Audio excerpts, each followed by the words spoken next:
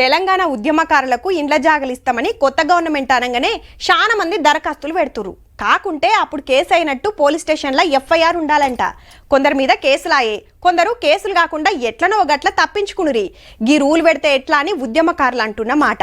10 ఏళ్ల కంచి అమరవీరుల కుటుంబాలనే గుర్తించలే. వీళ్ళు ఉద్యమకారులకు సుత ఆసరైతమంటూరు. కొందరికన్నా న్యాయం జరిగినట్టే అని ఇంకా కొందరి మాట. ఇప్పుడు మీరు చూడబోయేది సుత ఉద్యమకారిని వార్తే. తెలంగాణ కోసం పోలీస్ కొలువునే త్యాగం చేసిన పాత డిఎస్పీ నల్లి మేడం ఇలా సచివాలయానికి వచ్చి సీఎం సార్ ను కలిసింది. ఎందుకు రాజీనామా చేసింది, ఆకాంక్షలు ఏం చేస్తుంది చెప్పిందట. మళ్ళా జాబ్లకు ఎక్కుతావా అని అడిగితే వద్దని చెప్పాను, ఉద్యోగం నాకు అవసరం లేదు అని చెప్పాను. నాలాగా ఎవరు కూడా ఆఫీసర్స్ డిపార్ట్మెంట్ లో సఫర్ కాకూడదు కాబట్టి వారికి నేను నాకు గుర్తున్నంత మేరకు రాసి ఇచ్చాను.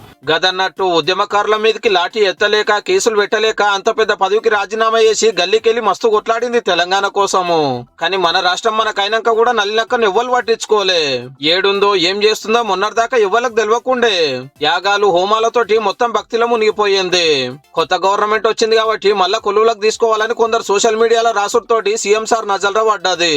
పోలీస్ జాబ్ వద్దనుకుంటే ఇంకేదన్నా ఇద్దామనుకుంటే ఏ జాబ్ చేయను, వేద కేంద్రం పెడతా, దానికి సాయం చేయురని అడిగిందట. ఉద్యోగము కాకుండా నేను ఆర్థిక సహాయం అడిగాను. వేదము యజ్ఞము అనేది అందరి ఇళ్లకి వెళ్ళాలనేది నా ఉద్దేశము. తెలంగాణ ఉద్యమం తోటి నాకేంది, నాకు జాబే ముఖ్యం అనుకుంటే ఇప్పుడు ఎస్పీ ఏంది, డిఐజీ లెవెల్ నుండు.